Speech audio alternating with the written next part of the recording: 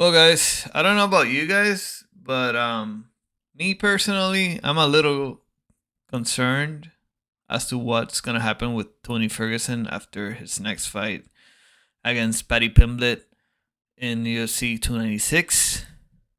And this is coming from a place of a hardcore Tony Ferguson fan. Okay, this guy was one of my favorite fighters, if not my favorite fighter, for many many years. This was a guy that a lot of people, including myself, thought that could beat Habib, that really stood a chance to beat Habib, and the thing is, he is fighting against Paddy Pimblett. And I'm not saying that he's not going to win. I actually think he has a very good chance. I just don't know what a win over Paddy Pimblett is going to do for him. If you look at his last six losses, and yes, he lost six times in a row, his first loss was against Justin Gaethje. And I believe that was a fight that really changed him. He took a lot of damage in that fight.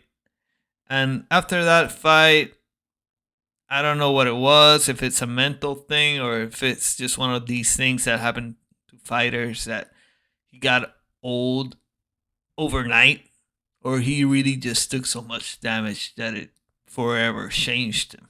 But after that fight, he never was quite really the same.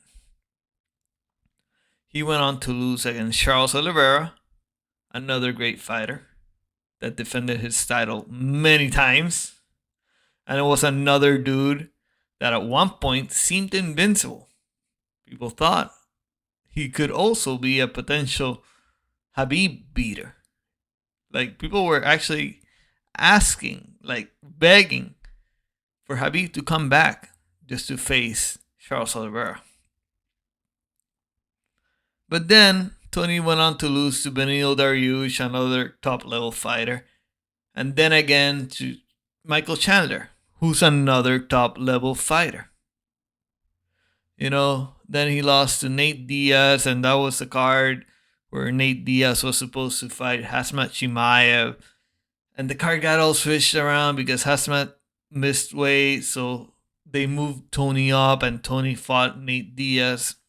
It was kind of a mess of a fight, almost like a joke. Nate Diaz was showboating a lot. It didn't seem all that serious. It didn't seem like they were really trying to win or even concerned about that. Nonetheless, Tony lost that fight. And then Tony went on to lose to Bobby Green. And I don't want to speak down on Bobby Green. Bobby Green is a great fighter. He's a veteran, crafty veteran, solid fighter. But he lost to Bobby Green. And now he's going to fight Paddy Pimblett. Which, out of all those guys, I must say, Paddy Pimblett is probably the lowest level competition. If any of those guys would fight Paddy Pimblett, I would favor each and every one of them. And some, I would probably give Paddy Pimblett no shot. Like, I don't see Paddy Pimblett beating Justin Gaethje or Charles Oliveira or Michael Chandler or Benil Dariush or even Nate Diaz. These guys are really top level fighters. So it's hard to really gauge where Tony Ferguson is at, skill wise, in the rankings, because he's only fought the best. So we know he's not among the best, but we don't know how far down he is.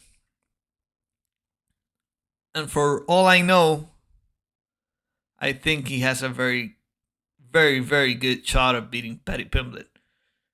But again, what would that do for him? And what would that do for Paddy? Is Tony gonna climb up the ranks again? is that even believable to any of us? Do any of us actually see or or reasonably believe Tony can beat Justin Gaethje again if they fought again, or a Dustin Poirier, or even a Conor McGregor making his comeback? Do any of us actually believe Tony could do that? You know, Tony is getting up in age. He's already up in age. And, and you could draw comparisons and say, well, Randy Couture or, Daniel Cormier, they fought late too. But the thing is, they were heavyweights. It's a different game. When you're a 155er, you begin to call it quits right around 35, 36. That's the time where you really begin to fall off your prime. You already fell off your prime at that point. That's right around the time you begin to consider retirement. If we look at Masvidal, he retired at what, 38? Masvidal was a shell of himself in his last fight against Gilbert Burns. And 2 years before, he had the record for the fastest knockout in the UFC. So, point being that I think we just need to get mentally ready to say goodbye to Tony Ferguson in the UFC. Even if he won, I think this is his last fight. And I don't think it's going to be on his terms. I don't think he wants to quit. I think he wants to keep fighting. But I don't think the UFC is going to keep him. It's like Dana White says. You're either a contender or a champion. Like if you're not just sitting around, like you gotta be somebody that has a chance to be a world champion. If you're not, they don't really want you in the roster. Now, there are exceptions,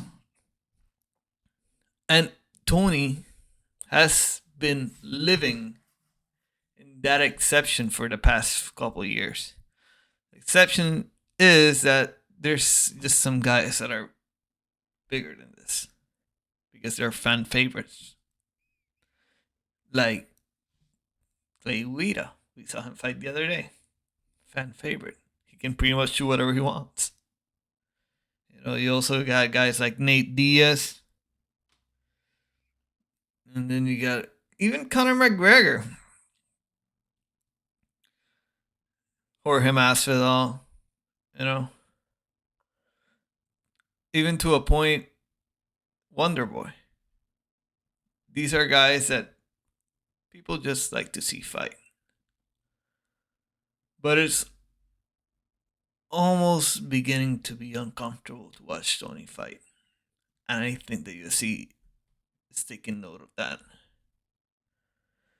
Now, I've never been of the school to tell a fighter to quit. These are grown men. If a grown man decides he wants to keep fighting, and there's still a fan base that wants to see him, like it's still good business, let him do it. Like I don't think it's any of us duty or we don't have the right to tell a fighter to quit.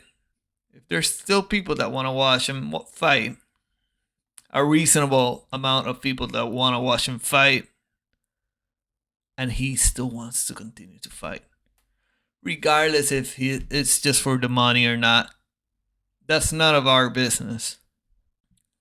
The problem is the interest in Tony has also declined. He is the second fight on the main card. And I don't mean co-main event. I mean in order of fight. There's going to be a fight. When the main card starts, there's going to be a fight. And then there's Tony fighting Paddy Pimblett.